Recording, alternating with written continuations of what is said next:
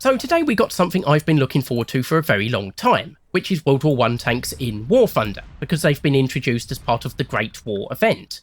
Now, I've really been enjoying these tanks, I've been enjoying the event in general, it's been really good to play a lot of the World War I tanks, and a lot of other people have also been enjoying them, but there have also been a whole bunch of complaints.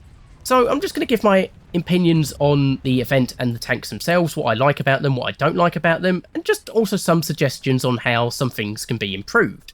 So first of all, what I like, visually the tanks and the map that we're fighting over look very good. You can say a lot of bad things about War Thunder, but I don't think many people complain about the visuals of the game. And like I say, the tanks look very good, the battlefield does look like a World War I battlefield, or what I imagine a World War I battlefield to look like.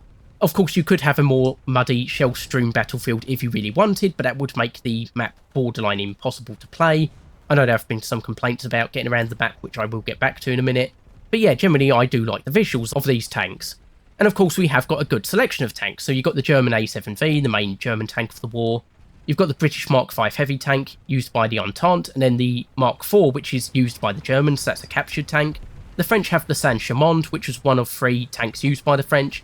And the Russians have the Garford. One is used by the Entente, and one is used by the Germans, so again, it's a captured vehicle, and this is an armoured car / tank destroyer type vehicle. Now, this is a good selection of tanks, but of course there have been some complaints about the Renault FT tank not being introduced, and I do kind of understand why Gaijin hasn't added it. It should be added if they're brought into the game proper, but for the event, where there's only a limited amount of vehicles to choose from, I think the Saint-Chamond was the better choice. It does have the better gun, it is more of an analogue to the German A7V, and while the FT tank was the best tank of World War I, it does kind of look like to a casual player just like a modern tank, but older.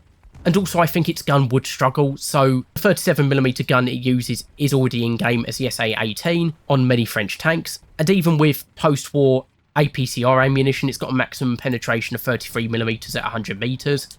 If it's using World War I ammunition it would really struggle against enemy tanks, even with the turret. And so yeah, I kind of agree with Gaijin not adding it for the event. The other tank we could have got was the Schneider CA1, and again it wouldn't be an analogue to the A7V because it has its armament on the side of the tank, so it just wouldn't be as effective. So yeah, I generally agree with the selection added for the event, but we definitely need more tanks when they're added overall. And like I said before, I like how the map looks. It does look like a proper World War I map. So moving on to the bad things, and the main thing I've heard overwhelming complaints about is the A7V. Basically, it is just overpowered to hell, and I don't disagree here. So it's got a very good gun, a 57mm gun, with a reload rate of 5.2 seconds, so it's very effective, fast firing, it's able to one-shot or two-shot pretty much every enemy tank that it comes across, because all of the Entente tanks only have about 17 to 16mm of armour. And it also has 2 machine guns on each flank of the tank, so it actually works well as an anti-air vehicle if an enemy plane is diving at you. Okay, so it has a very good gun, so does the Saint-Chamond. However, it is good in pretty much every aspect. It's very mobile, so it's really good at getting around the map, turning around to face enemies, etc, etc. And it's got very effective armour, so it's 30mm thick, but in real life was just regular steel, it wasn't armoured steel. So in game it should be really closer to 15mm effectiveness. But it's actually just modelled as armoured steel, so it's very tough to actually penetrate this tank from the front at longer ranges. Ranges where it in turn can knock you out in one shot. And then even if you do knock it out, it has a crew of 18. The Saint-Chamond only has a crew of 8, and 7 of them are all in one place at the front of the tank, so like I say, very easy to one-shot that vehicle. Whereas with the German, you've got a big group at the front, a big group at the back, and then 2 crew in the middle. So really you need a minimum of 3 shots, 2 for the front and back crew, and then 1 for the middle, and then or 1 for the front again. And that's assuming you kill all of the crew in whatever area you're aiming at.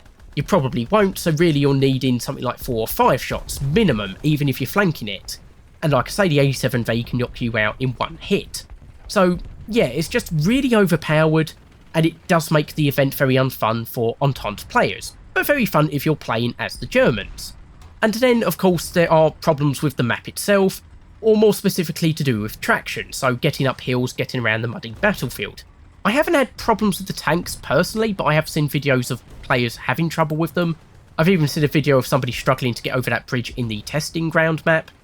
So yeah, that definitely needs looking at overall for the entire game, to be honest.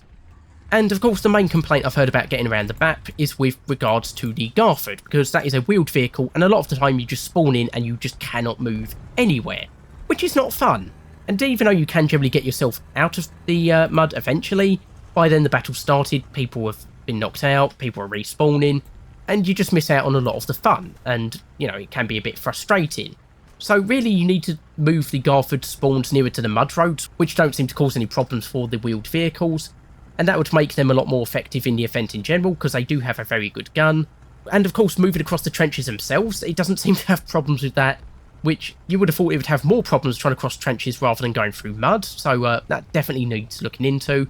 I don't have a problem with it moving in the mud towards the middle of the battlefield, because of course there was a reason they used tracked vehicles, but definitely around the spawns and the beginning bits of the map, that definitely needs looking into. And then there's some other minor problems that are more to do with the design of the tanks, like the Saint-Chamond is not a very good firing platform, but I think that's just because of the tracks. It's just, as you can see, it looks a bit like a seesaw, so it's kind of understandable that it wobbles and sways quite a lot.